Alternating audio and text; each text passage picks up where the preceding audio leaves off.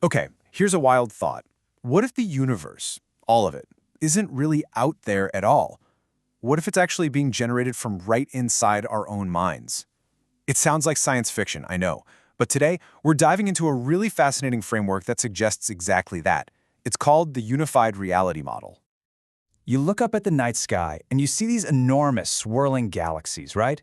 And then you think about the quantum world, this bizarre, tiny realm of particles popping in and out of existence. They seem like two completely different worlds. But what if they're not? What if there's some kind of hidden pattern, a secret thread connecting them all? That's the big question this model tackles. Is there a single, unified blueprint that links the massive scale of the cosmos with the intricate world inside our own heads?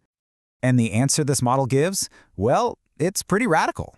It basically takes everything we think we know about reality and just flips it completely upside down.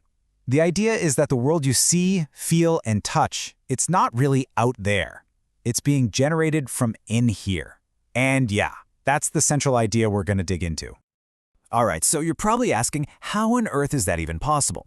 Well, think of it like this. The model treats reality itself as a kind of giant universal operating system. And like any OS, it has two parts. The physical structure, which is like the hardware, and then there's our mind, which is the software.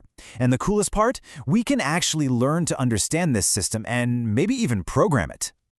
Okay, so the whole thing is built on this really fundamental idea. Consciousness isn't some random fluke of evolution. Instead, the model suggests there's something called a universal mind. You can think of it as a single foundational intelligence that's the source of literally everything. And here's where it gets personal. You, me, every single one of us, we're like individual expressions of that universal intelligence. That means we all have this built-in power to influence and create our own reality. So, let's talk about the hardware of this cosmic computer. What does it actually look like?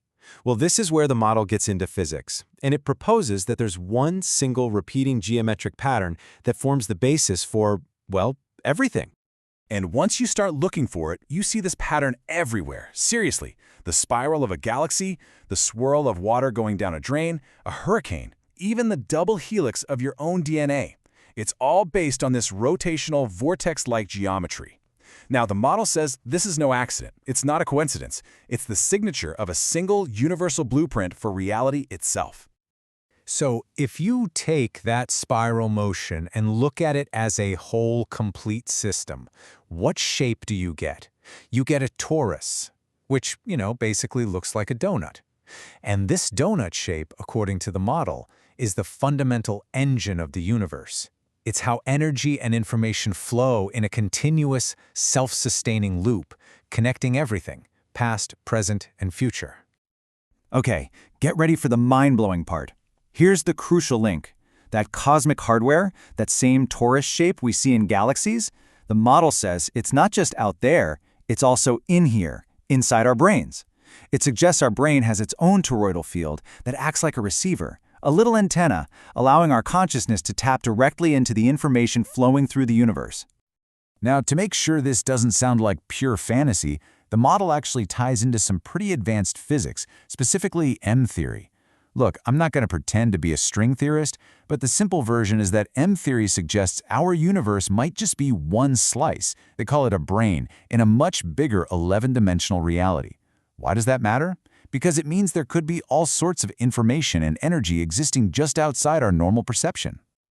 All right, so we've got the cosmic hardware, but what about the software that runs on it?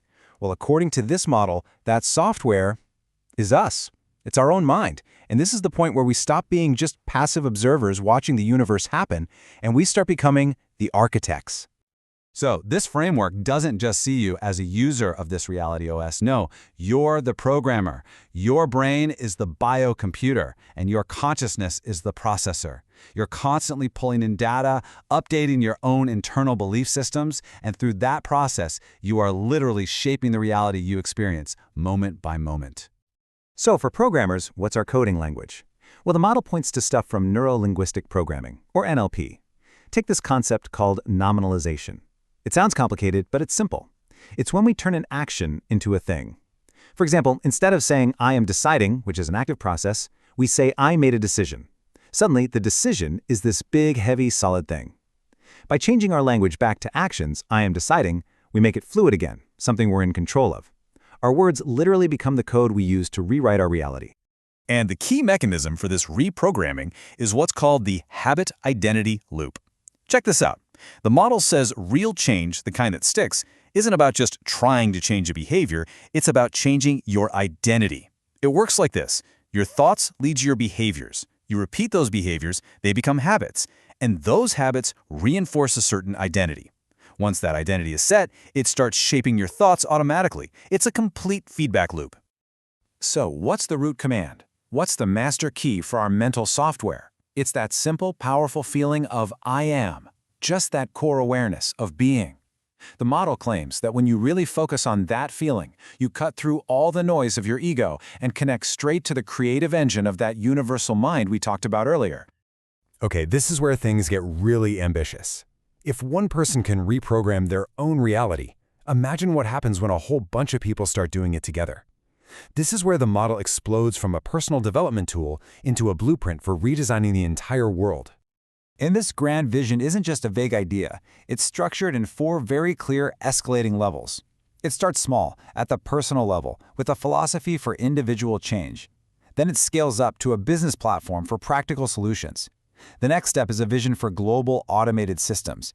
And finally, the moonshot goal, large-scale engineering projects, like terraforming. And the core of this whole grand plan is, well, it's a really incredible goal, to create a world without scarcity. The idea is to build global, fully automated networks that can produce and distribute all the basic necessities. We're talking food, water, housing, to every single person on the planet. I mean, can you imagine? It's about ending poverty at its source. And how would they pull this off? The technology behind it is called cyber-physical systems. Just picture this, a massive, interconnected network of smart sensors, swarms of intelligent machines, all constantly communicating and working together. It would be a totally self-organizing, self-healing ecosystem for making and moving everything we need. And that brings us right back to where we started. This diagram here is from the famous physicist Roger Penrose. He talks about 3 interconnected worlds. You've got the pure, perfect world of mathematics and ideas, the physical world that we all live in, and the mental world of our own consciousness. In looking at that, this whole model leaves us with one final really provocative question. What if our consciousness isn't just a byproduct of the physical world? What if it's the actual bridge connecting the world of pure ideas to the physical universe? What if we really, truly are the architects of our own reality?